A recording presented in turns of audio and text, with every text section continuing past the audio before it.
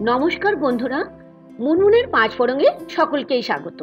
আজ আমার পাঁচ ফোড়ঙে বানাবো বাঙালির খুবই পছন্দের একটি রেসিপি, দই ইলিশ। আর দই ইলিশ করতে যেমন কম সময় লাগে, খেতেও কিন্তু ভীষণই সুস্বাদু। যদি আজকের রেসিপিটি আপনাদের ভালো লেগে থাকে, ছোট্ট করে আমাকে একটা লাইক দিয়ে দেবে আর অনেক অনেক বন্ধুদের সঙ্গে এই ভিডিওটিকে শেয়ার করে নেওয়ার অনুরোধ থাকলো। আসুন শিখে নিই আজকের রেসিপি, দই ইলিশ। আমি প্রথমেই যেটা করছি, 1 চামচ পোস্ত নিয়ে নিলাম একটা বাটিতে, আর নিলাম হলুদ সর্ষে 1 চামচ, আর সঙ্গে নিলাম 3 থেকে 4টে কাঁচা লঙ্কা। একটু হালকা গরম জলে আমি 5 থেকে 10 মিনিট এটাকে ভিজিয়ে রাখছি। এখন এটাকে ভালো করে ছেঁকে একটা মিক্সি জারে নিয়ে নিচ্ছি, আর সঙ্গে নিয়ে নিলাম স্বাদ অনুযায়ী খানিকটা লবণ আর বড় চামচে 2 থেকে 3 চামচের মতো জল। এখন এটাকে আমি দেখুন ফাইন একটা পেস্ট বানিয়ে নিলাম। ঠিক পেস্টটা কিন্তু এইরকম হবে, আমি দেখিয়ে দিলাম। এখন যেহেতু আমরা এটা দই ইলিশ বানাচ্ছি, প্রথমেই আমি একটা বাটিতে নিয়ে নিচ্ছি বড় চামচে 3 থেকে 4 চামচ টক দই। আর দইয়ের পরিমাণটা অবশ্যই বেশি নিতে হবে। এখানে নিয়ে নিলাম 1/4 চামচ চিনি, তার সাথে নিলাম হলুদ গুঁড়ো আর কাশ্মীরি রেড চিলি পাউডারও 1/4 চামচ করে। এখন সব কিছু দিয়ে বেশ ভালো করে আমাকে দইটা ফেটিয়ে নিতে হবে। দইটা এতটাই ভালো করে আমাদের ফেটাতে হবে যেন দইয়ের মধ্যে কোনো লাম্প কিছু না থাকে। দেখুন ঠিক একদম একটা ক্রিমি টেক্সচার হয়ে যাবে যখন, তখন বুঝবেন আমাদের দইয়ের মিক্সচার একদম রেডি হয়ে গেছে। এখন যে পেস্টটা আমি তৈরি করে রেখেছিলাম সর্ষে আর কাঁচা লঙ্কা দিয়ে আর পোস্ত দিয়ে, সেই পেস্টটা বড় চামচে 4 চামচ এখানে অ্যাড করে নিলাম।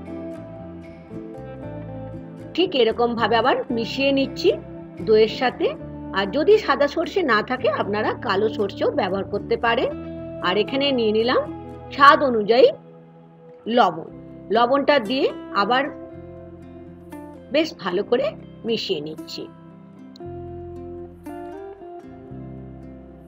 এখন হাতে আমি নিয়ে নিলাম একটু সর্ষের তেল, তাহলে ইলিশ মাছের গন্ধটা আমাদের হাতে লাগবে না। যে কোনো মাছই যখন নুন হলুদ মাখাবেন অবশ্যই হাতে একটু তেল নিয়ে নেবেন।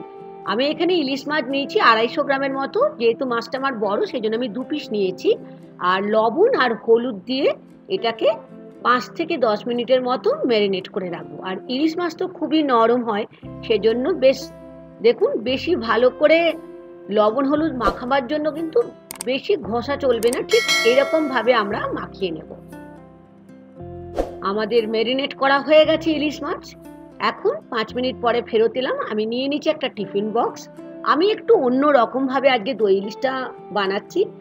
পেস্ট যেটা বানিয়েছিলাম দইয়ের সাথে, যে সর্ষে পোস্ত, তার অর্ধেকটা প্রথমে আমি নিয়ে নিচ্ছি টিফিন বক্সের মধ্যে, আর অর্ধেকটা রেখে দিলাম। এখন যে ম্যারিনেটেড ইলিশ মাছগুলো ছিল সেগুলো একটা একটা করে দিয়ে বেশ ভালো করে দই, সর্ষে আর পোস্ত বাটা, তার সঙ্গে তো কাঁচা লঙ্কা আছেই, দিয়ে মাখিয়ে নিলাম। আর এখানে নিয়ে নিলাম 3 থেকে 4 চামচ সর্ষের তেল।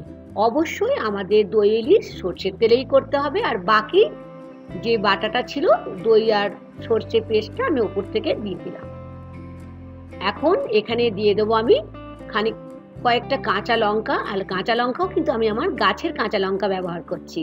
আর এগুলো কিন্তু খুবই ঝাল, সেই জন্য আমি এখানে কাঁচা পাকা লঙ্কা মিলে দুটোই দিলাম। আপনারা অবশ্যই ঝালটা আর লবণটা নিজেদের পছন্দ মতো নেবেন।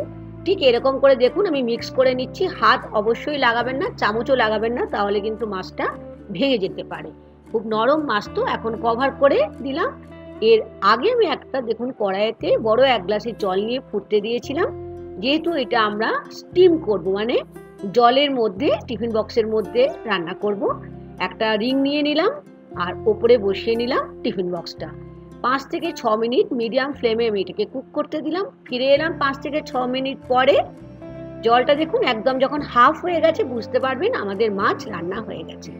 এখন পরিবেশনের জন্য অপেক্ষায়। আর অবশ্যই দই ইলিশ গরম ভাতে অসম্ভব ভালো লাগবে। আমি জানি আপনারা খেয়েছেন বা বানান, তবে আমার মতো করে আজকে রেসিপিটি একবার ট্রাই করবেন আর অবশ্যই বানিয়ে খেয়ে আমাকে জানাতে ভুলবেন না আমার বানানো দই ইলিশের রেসিপি আপনাদের কেমন লাগলো। কি দেখে কি মনে হচ্ছে, বানাবেন তো? অবশ্যই দোকানে চলে যান, এখন তো বর্ষাকাল, খুব ভালো ইলিশ মাছ পেয়েই যাবেন। অবশ্যই কিনে এনে বানিয়ে ফেলুন বাঙালির ভীষণ পছন্দের একটি রেসিপি দই ইলিশ। আজকে এই পর্যন্ত বন্ধুরা, থ্যাংক ইউ।